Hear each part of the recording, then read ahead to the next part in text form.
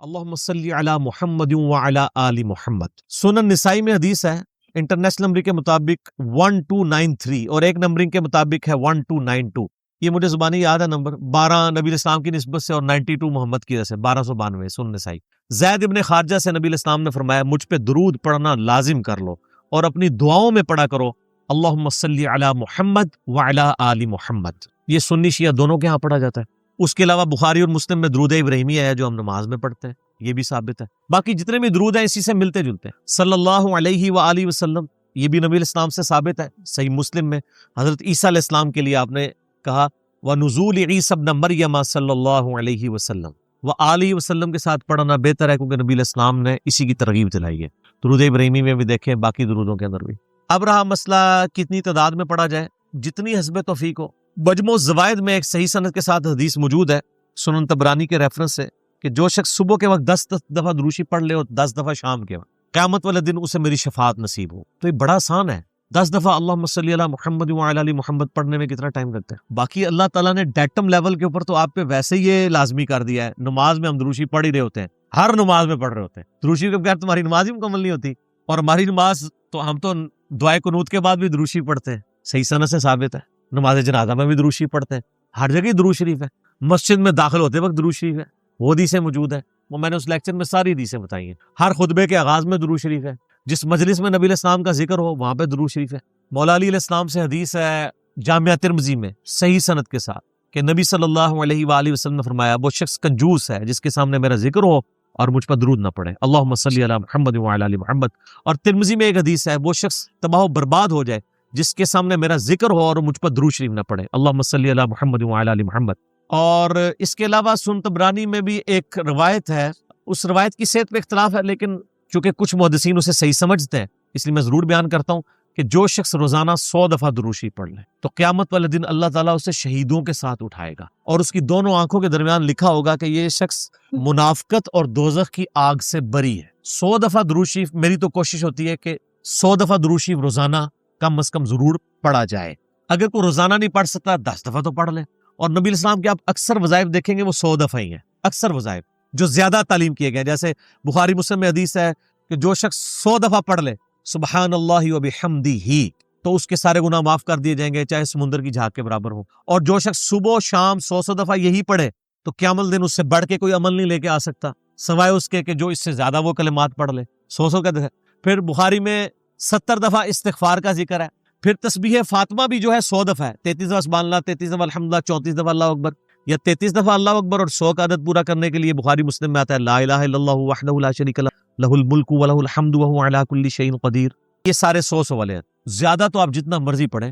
جامعہ ترمذی میں حدیث ہے قیامت والے دن میرے سب سے زیادہ نزدیک وہ شخص ہوگا جس نے دنیا میں مجھ پہ سب سے زیادہ درود شریف پڑھا ہوگا، اللہم صلی علی محمد وعلی آل محمد۔ تو سر جتنا گڑ ڈالیں گے اتنا میٹھا ہوگا، درود شریف جتنا پڑھیں اتنا ہی کم ہے، نبی الاسلام کے قرب کا ذریعہ ہے۔ لیکن صرف درود شریف پہ زور ہو، نبی الاسلام کی تعلیمات پہ زور نہ ہو تو یہ غلط ہے۔ درود شریف کے لیے باوضو ہونا بھی شرط نہیں ہے، یہ اللہ کا ذکر ہے اور ایسا ذکر ہے جس کے لیے کوئی پروٹوکول نہیں۔ وضو پروٹوکول ہوتا ہے نماز پڑھنے کا، عام اذکار کے لیے کوئی وضو پروٹوکول نہیں ہوتا۔ ویسے آپ نے رکھنا ہے وہ ضرور کریں لیکن ادروائز ان اذکار کا کوئی پروٹوکول اس حوالے سے نہیں ہوتا۔ تو میری خواہش یہ ہے کہ آپ روزانہ کم از کم 100 دفعہ ضرور درود شریف پڑھیں۔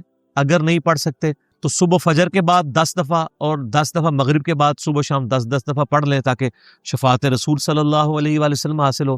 پھر مسلم شریف میں حدیث ہے، بخاری میں بھی کچھ حصہ ہے کہ جو اذان کا جواب دے یعنی وہی مؤذن والے کلمات رپیٹ کرے، اس کے بعد مجھ پہ درود شریف پڑھے اور الوسیلہ والی دعا مانگے تو میری شفاعت اس کے لیے حلال ہو جائے گی، وہاں بھی درود شریف ہے۔ صحیح مسلم میں حدیث ہے جو ایک دفعہ 10 درود شریف پڑھے گا اللہ تعالیٰ اس پہ 10 رحمتیں نازل فرمائے گا۔ سنن نسائی میں حدیث ہے جو ایک دفعہ درود شریف پڑھے گا اللہ تعالیٰ اس پہ 10 رحمتیں نازل فرمائے گا، اس کے 10 درجات بلند کر دے گا، اسے 10 نیکیاں عطا فرمائے گا، اس کے 10 گناہ معاف کر دے گا۔ اتنی بڑی فضیلت ہے سر، اتنی بڑی فضیلت مجھے بتائیں کس عمل کی ہوگی؟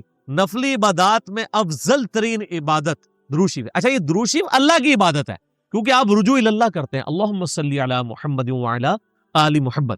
یہ جو جمعے کے دن کے وظائف ہیں نا وہ آپ یعنی غروب آفتاب جمعرات والے دن اس سے لے کے جمعے کی مغرب تک کر سکتے، یہ نہیں ہوتا کہ جمعے کے دن کو ہی کرنا ہوتا ہے۔ تو جمعے والے دن درود شریف پڑھنے کی فضیلت ہے۔ ابو داؤد کے اندر اور ترمذی کے اندر، سنن نسائی میں، ابن ماجہ میں حدیث ہے کہ نبی صلی اللہ علیہ وآلہ وسلم فرمایا کہ جمعے کا دن تمام دنوں کا سردار ہے. اسی دن آدم علیہ السلام پیدا ہوئے, اسی دن وہ فوت ہوئے, اسی دن پہلا سور پھونکا جائے گا, دوسرا سور پھونکا جائے گا, قیامت قائم ہوگی. تم جمعے والے دن مجھ پہ کثرت سے درود پڑھو, تمہارا درود مجھ پر پیش کیا جائے گا. تو صحابہ کرام نے جرت کر کے پوچھا, یا رسول اللہ علیہ وسلم جب آپ مر جائیں گے اور آپ کی ہڈیاں مٹی میں مل جائیں گی. سر یہ صحابہ کے الفاظ ہیں, جب تک 295C نہیں تھی مدینہ شریف میں, ورنہ آج کل تو کوئی سوال کر سکتا ہے. یہ صحابہ پہ اللہ کی کروڑوں رحمتیں, وہ سوال کیے تو ہمیں عقیدے پتہ چلے. تو نبی علیہ السلام نے فرمایا کہ ان اللہ حرم علی الارض ان تأکل اجساد الانبیاء, بے شک اللہ نے مٹی پہ حرام کر دیے کہ نبیوں کے جسموں کو کھائے. تو نبیوں کے جسم سلامت ہیں قبروں کے اندر, ان پر درود شریف پیش ہوتا ہے. تو جمعے والے دن درود شریف کی ایک خاص فضیلت ہے. جمعے والے دن ضرور 100 بار پڑھ لیا کریں. نبی علیہ السلام کی بارگاہ میں درود شریف پیش ہو رہا ہوتا ہے. وہ سنن نسائی میں حدیث ہے نا, زمین پہ کچھ فرشتے سیاحت کرتے ہیں, میرے امتیوں کا سلام مجھ تک پہنچاتے ہیں. اور میں نے دیکھا ہے کہ یہ حقیقت بات ہے. مسلمانوں کے جتنے مکاتب فکر ہیں, ان میں سے 2 مکاتب فکر میں نے درود شریف کا بہت اہتمام دیکھا ہے. نبی علیہ السلام کا مبارک ذکر کرتے ہوئے پہلے نمبر پہ شیعہ حضرات کو میں نے دیکھا کہ وہ درود شریف کا بہت اہتمام کرتے ہیں, اور دوسرے نمبر پہ اہل حدیث کے ہاں. آپ عرب میں چلے جائیں, آپ وہاں پہ عربی خطبے سنیں ان کے جمعوں کے, سر اگر ایک جملے میں 3 دفعہ آ رہا ہے نا, تو وہ قال النبی صلی اللہ علیہ وآلہ وسلم پورا پڑھیں گے. یہاں ہمارے لوگ بیان کرتے پوری تقریر, میرے حضور گئے, حضور آئے, حضور نے کیا, درود شریف ایک دفعہ بھی نہیں پڑھتے کیونکہ ٹرینڈ میں نہیں ہے. تو یہ ٹرینڈ سیٹ کرنا چاہیے, اور یہ بھی آپ کا کام ہے کہ جب کسی علماء سے آپ یہ سنیں کہ وہ بغیر درود شریف کے نبی صلی اللہ علیہ وآلہ وسلم کا ذکر کر رہا ہے, تو آپ اسے بتائیں کہ یار چلو 4 دفعہ نام لیا ہے, ایک دفعہ تو درود شریف ساتھ پڑھتے. اور لیکن میں آپ کو بتاؤں, بزرگوں کے جب نام لیں گے نا, کبھی بغیر رحمت اللہ لے کے نہیں لیں. آپ یہ دیکھیں کہ کبھی کوئی کہہ دے کہ شیخ عبد القادر جیلانی نے فرمایا, ہمیشہ کہیں گے رحمت اللہ علیہ.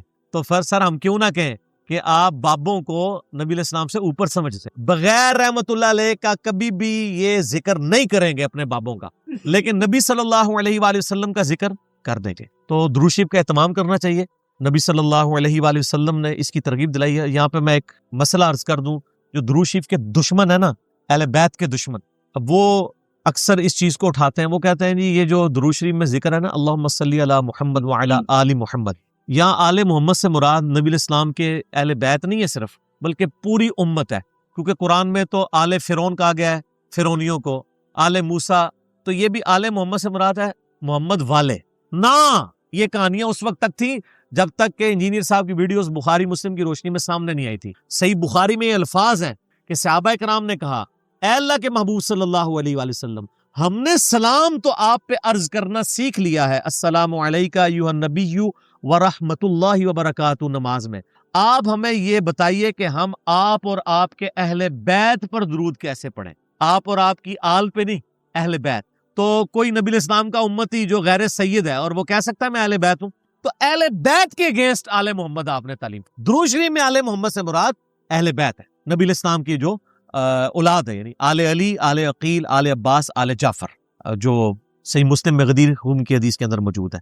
تو یہ یہاں آل محمد سے مراد اہل البیت ہیں نبی علیہ السلام کی. باقی ان پہ درود پڑھیں گے تو ہم پہ تو ویسے ہی رحمتیں نازل ہو جانی ہیں, ان کے صدقے ہم تک بھی پہنچ جائیں گی اس حوالے سے. تو یہ میں نے ایک ضمناً مسئلہ عرض کر لیا. لوگ بیچ میں نا یہ ایک پخے چھوڑ رہے ہوتے ہیں, تو میں نے اس پہ میرا یوٹیوب پہ کلپ بھی چڑھا ہوا ہے, درود اور اہل بیت کے دشمن. تو اس میں نے بتایا تھا یہ یعنی اپنے بغض کا اظہار اس طریقے سے کر رہے ہوتے ہیں. ان کو تو کوئی چیز اس طریقے سے ہضم نہیں ہو رہی ہوتی نا, تو وہ جان بوجھ کے ایسی باتیں نکالتے ہیں. درود شریف پڑھیں. اور مجھے یاد ہے کہ ایک 3-4 سال پہلے مجھے ایک بریلوی بھائی کا فون آیا, تو مجھے کہنے لگے کہ جی آپ کی ویڈیوز بہت اچھی ہیں, میں آپ کی ویڈیوز کی وجہ سے مسلک چھوڑا, سب کچھ سیکھا. آپ سے ایک ریکویسٹ کرنی ہے کہ آپ جب درود شریف پڑھتے ہیں نا, تو آپ صلی اللہ علیہ وآلہ وسلم پڑھا کریں. تو آپ میری پرانی ویڈیوز دیکھیں تو اس میں صلی اللہ علیہ وسلم ہوتا تھا. تو میں نے اس کا پھر یہ مشورہ مانا, تو پھر میں نے آہستہ آہستہ اپنے آپ کو اس کا عادی کیا کہ وآلہ وسلم بھی کہا جائے, کیونکہ نبی صلی اللہ علیہ وآلہ وسلم کو یہ چیز پسند ہے کہ آپ صلی اللہ علیہ وآلہ وسلم کے اہل بیت کا ذکر کیا جائے. اس لیے درود ابراہیمی میں بھی اہل بیت کا ذکر کیا گیا ہے. اچھا, درود ابراہیمی میں بعض لوگ کہتے ہیں یہ جو آل ابراہیم کا ذکر ہے تو آپ یہودیوں پہ درود پڑھ رہے ہوتے ہیں. نہیں سر, یہودیوں میں کہاں درود ہے. اس میں ہے کہ اے اللہ درود بھیج محمد صلی اللہ علیہ وآلہ وسلم اور ان کی آل یعنی اہل بیت کے اوپر, جیسا کہ تو نے رحمت بھیجی تھی. مثال ہے, اب والے یہودی تو ہے ضربت علیہم الذلہ والمسکنہ, یہ تو مغضوبی علیہم ہے, یعنی مراد وہ جو اہل توحید تھے بنی اسرائیل میں سے. کون؟ حضرت موسیٰ علیہ السلام, عیسیٰ علیہ السلام, یعقوب علیہ السلام, یوسف علیہ السلام جن پہ اولاد ابراہیم تو یہ ہے نا, وہ تو اولاد ابراہیم نہیں ہے نا جس نے ابراہیم والے کام ہی چھوڑ دیے. وہ تو قرآن میں آیا کہ حضرت نوح علیہ السلام نے کہا یا اللہ یہ میرا بیٹا ہے, اللہ فرمایا اس کے تو اعمال ہی کافر والے, تیرا بیٹا ہی نہیں, بیگوٹن سن تھا. تعلیمات پہ عمل نہ کرنے کی وجہ سے اللہ تعالیٰ نے بیگوٹن سن ہونا, صلبی بیٹا ہونے کا بھی انکار کر دیا. ٹھیک ہے, تو یہاں پہ میں سیدوں سے بھی ریکویسٹ کروں گا کہ مہربانی کریں امت کے اوپر, اگر نوح علیہ السلام کا بیٹا ان کے طریقے پہ نہ چلے تو وہ ان کی آل سے فارغ ہے, اور آپ لوگ جو ہیں وہ چرچ کے اڈے چلا رہے ہوں, شراب کے ڈیرے چلا رہے ہوں. مجھے اگلے دن ایک بھائی کی کال آئی ہمارے ادھر ہی جرمنی سے, وہ خود شیعہ تھے اور وہ رو رہے تھے کہ یار اس وقت اہل بیت کے خلاف ایک پوری مہم کھڑی کی گئی, آپ کو پتہ ہے نا یہاں پہ امیر شام کے نام کے نعرے بھی لگوائے گئے. تو میں نے کہا جی ہم نے تو کاؤنٹر نیریٹو کھڑا کر دیا اس کے اوپر. تو بتانے لگے ایک کسی شیعہ ذاکر پورے اس ایک کمیونٹی کے بارے میں, وہ کہتے ہیں ہم ان کو ملینز آف روپیز سالانہ دیتے تھے, لیکن بعد میں پتہ چلا کہ وہ تو شرابیں پیتے ہیں اور عیاشیاں کرتے ہیں. وہ کہتے ہیں یہ اہل بیت کے نام کے اوپر جب اہل بیت کے دفاع کی باری آئی ہے تو یہ خود کون سے کرتوت کر رہے ہیں. اب الحمدللہ اہل تشیع کے اندر بھی اویئرنس آ رہی ہے, جیسا کہ بریلویوں کے اندر اویئرنس آئی کہ پیروں فقیروں نے ہمیں دھوکے میں رکھا ہوا ہے, یہ ہمارے نذرانوں سے یاشیاں کر رہے ہیں. یہی آپ کو یاشیاں شیعہ کے ہاں ذاکرین میں بھی نظر آئیں گی. وہ سارے وہ والے کام کر رہے ہوں گے, اچھے لوگ بھی ہیں لیکن برے لوگ بھی بیچ میں. تو ایسے لوگوں کو ممبروں پہ نہ آنے دیں, ان لوگوں کا خرچہ نہ اٹھائیں, اور یہ جو سید کے نام کے اوپر عزتیں ویل کر رہے ہیں نا, اس صورت میں کریں جب واقعی ان کے کام بھی ہوئی ہو. اگر کام ان کے نبی الاسلام کے دشمنوں والے ہیں تو ہم ان کی رسپیکٹ. میرا اپنا میکینیکل انجینئرنگ کی یعنی کلاس فیلو تھا یونیورسٹی میں, قادیانی تھا اور سید تھا, اس کے نام کے اندر تھا, میں اب نام نہیں اس کا لیتا, وہ ایک بالکل پرسنل بات ہو رہی, تو اس کا سید فلاں شاہ پورا نام تھا. کتنا ایسا تو ہمیں پتہ ہی نہیں چلا, تو بعد میں قادیانی تھا. اب کیا ہمارے اہل تشیع کے ہاں جو سید ہیں اس کو سید ماننے کے لیے تیار ہو جائیں گے؟ نسل تو ہے نا, جینز تو ہے نا, وہ کہیں گے نہیں تعلیمات چھوڑ دی. تو سر آپ تعلیمات چھوڑ دیں اور آپ ہمیں کہیں کہ آپ امتی ہو. سر ہم امتی سیدوں کے نہیں ہیں امتی تو نبی علیہ السلام کے لیے. یار مولا علی بھی کبھی, مولا علی نے یہ دعویٰ نہیں کیا کہ یہ میری امت ہے, وہ بھی اپنے آپ کو غلام محمد ہی کہتے تھے. آپ شیعہ کا جو سلوگن دیکھیں وہ تو بالکل ٹھیک ہے, محمد اور آل محمد, آل علی نہیں کہتے ہیں. علی نہیں سر, سینٹرڈ پوائنٹ محمد صلی اللہ علیہ وآلہ وسلم کی ذات ہے, جس کی جو بھی عزت ہے وہ نبی الاسلام کی نسبت کی وجہ سے, جس کا جو بھی مرتبہ ہے وہ ان کی نسبت کی. اگر نبی الاسلام کو بیچ میں سے نکال دیتے ہیں پھر کوئی شخص کوئی مرتبہ ویل نہیں کر سکتا. تو محمد اور آل محمد, حالانکہ دیکھیں اولاد علی ہے لیکن نام کیا بولا جاتا ہے؟ آل محمد. کیوں؟ یہ اللہ نے رشتہ کروایا ہے. سنن نسائی میں صحیح سند کے ساتھ حدیث ہے, پہلے حضرت ابوبکر نے رشتہ مانگا تھا نبی الاسلام سے سیدہ فاطمہ کے لیے, جب تک کہ حضرت ابوبکر خود سسر نہیں بنے تھے. نبی الاسلام نے کہا میری بچی چھوٹی ہے, پھر حضرت عمر نے مانگا, فرمایا چھوٹی ہے, پھر حضرت علی نے مانگا تو رشتہ کر دیا, کیونکہ اللہ نے وحی کے ذریعے بتایا تھا کہ آپ کی اولاد یعنی جو آل محمد ہے وہ اولاد علی ہوگی. یہ سر آسمانی رشتہ طے ہوا ہے, یہ چھوٹا معاملہ نہیں ہے.